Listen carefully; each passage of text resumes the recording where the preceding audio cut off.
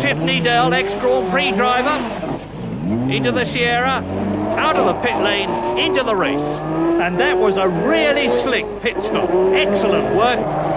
And there's contact, there's a nudge, and off goes Van Caan into the sand trap. But he's kept the Sierra rolling, and there is Tiffany Dell through in the lead as Harvey comes out of the pits. Soper takes Jones, and there's contact between Pinkney and Smith, and Soper. Every man's dream, taking the checkered flag. But that win earlier this year was my only victory so far this season. And unless you're Senna or Prost, winning doesn't come easily. But what is a Group A touring car? Well, you start with a model of which at least 5,000 cars have been built in 1 year. One such model is this, the Ford Sierra RS Cosworth. It's a pretty impressive car in its standard trim, but for Group A, you are allowed 1 or 2 minor modifications. Modifications began with this, an Evolution Special. The regulations permit a manufacturer to build 500 specials and incorporate those modifications on the racing car, hence the RS 500 Cosworth. Now we have this larger rear wing, the whale tail, 2-tier.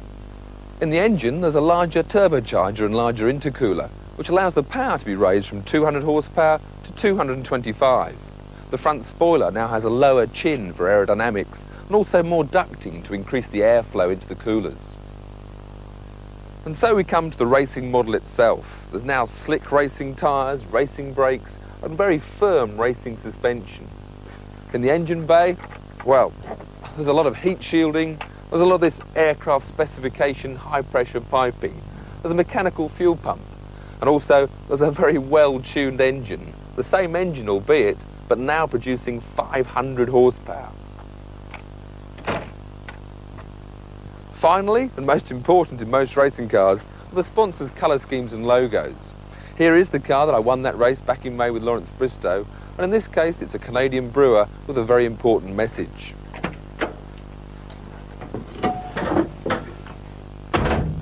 Inside, all the trim is stripped out, the massive rollover cage for safety, the piping laid inside for protection. For the driver, the gear lever. Beside it, the brake balance adjuster, and also an anti-roll bar adjustment which helps the handling whilst driving. The racing seat holding the driver firmly in place and straight ahead the steering wheel. Now what else do we need? Ah, that's better. Now, let's see what it's like.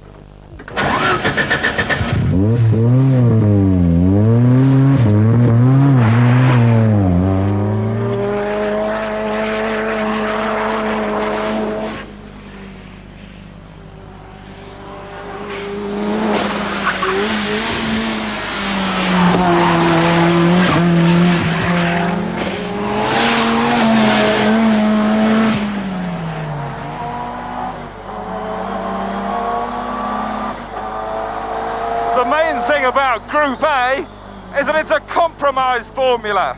Unlike single-seaters or Group C, it's not a car that's designed for racing alone.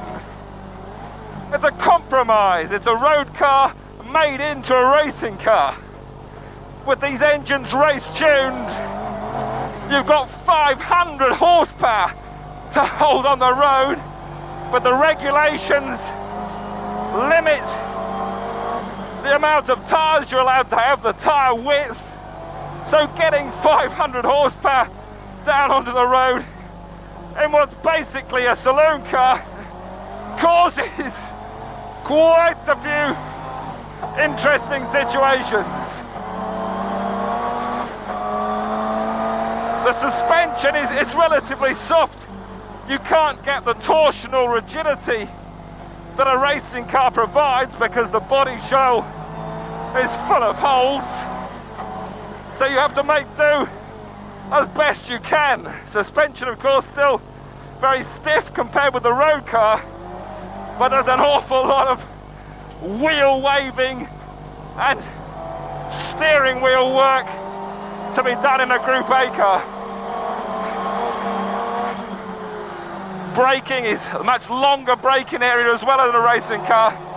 So, all in all, you need a lot more road in a Group A car than perhaps you do in a Packer racer.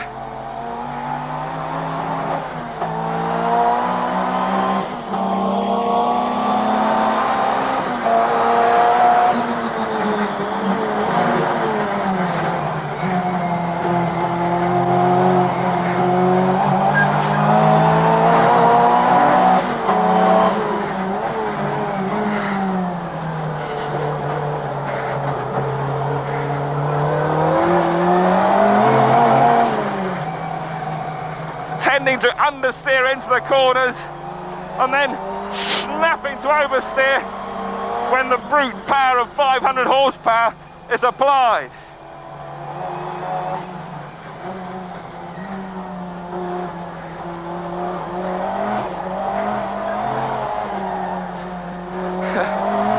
And that was applying a little bit too much, too soon.